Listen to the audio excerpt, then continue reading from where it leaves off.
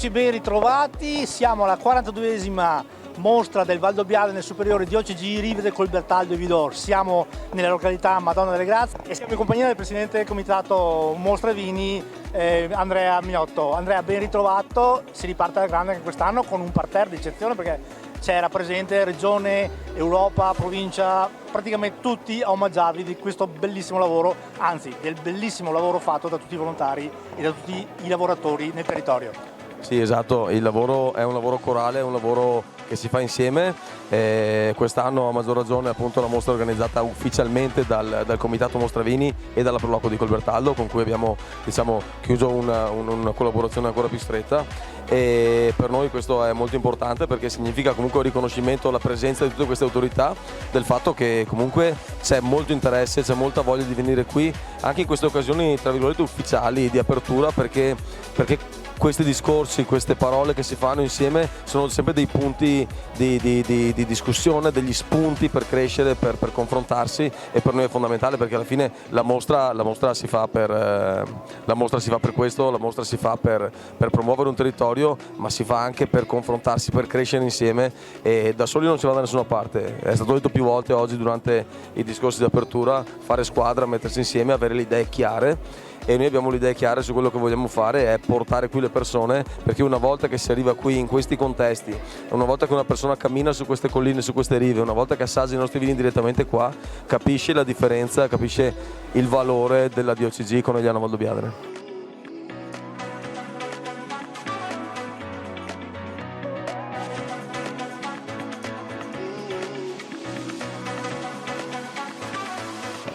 Domani avremo una bellissima passeggiata,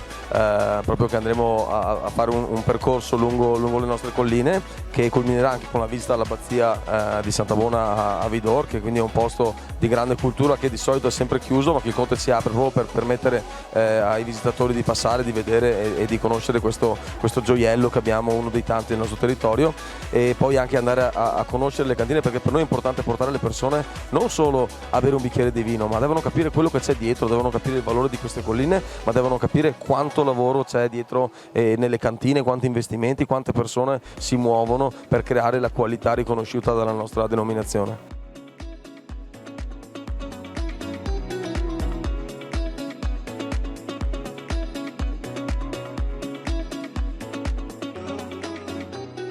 Direi che è il momento, semmai, di fare una tregua, cioè nel senso di fare un ragionamento tra il mondo ambientalista e il mondo degli imprenditori sul tema della sostenibilità, che io ricordo essere sempre sostenibilità ambientale ma anche economica e sociale. E noi tutti siamo ormai protesi alla difesa dell'ambiente, lo siamo a livello regionale, lo siamo a livello locale,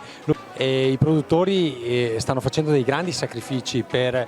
riuscire anche a garantire una certa sostenibilità, però stiamo vivendo un momento particolare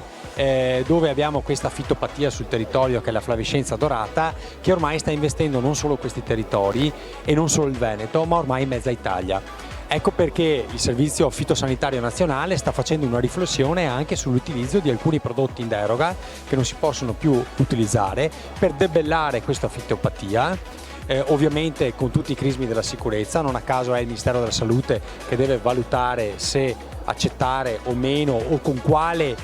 metodologia applicare questo prodotto sul territorio, però eviterei guerre intestine tra il mondo ambientalista e il mondo dei produttori, proprio perché il tema della sostenibilità non è un interruttore che si gira on-off in 2 secondi, ma è un processo che richiede anche un tempo lungo e un adattamento, e questo va capito da tutti.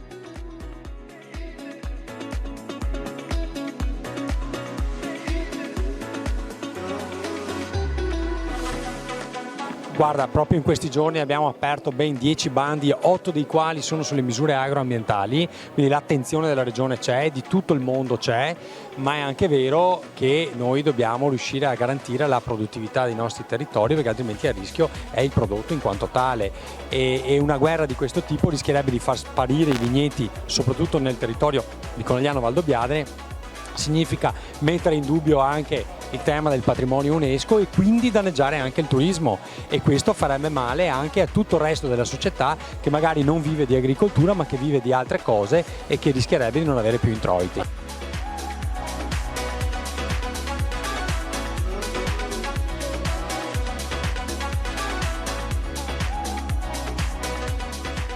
Beh, certamente fa sempre parte di quel concetto di fare squadra. Noi ci mettiamo il lavoro, ci mettiamo il nostro tempo, ci dedichiamo, c'è chi ci sostiene, ci dà una mano con le loro sponsorizzazioni, ma fa proprio parte di quella sinergia che ci permette di fare questi eventi importanti che stanno avendo un grande successo, perché abbiamo già un sacco di prenotazioni per le nostre manifestazioni, per i pranzi eccetera, ma questo proprio perché c'è una grande voglia di venire a conoscerci, e quindi è un bel riconoscimento per noi e per chi ci dà una mano.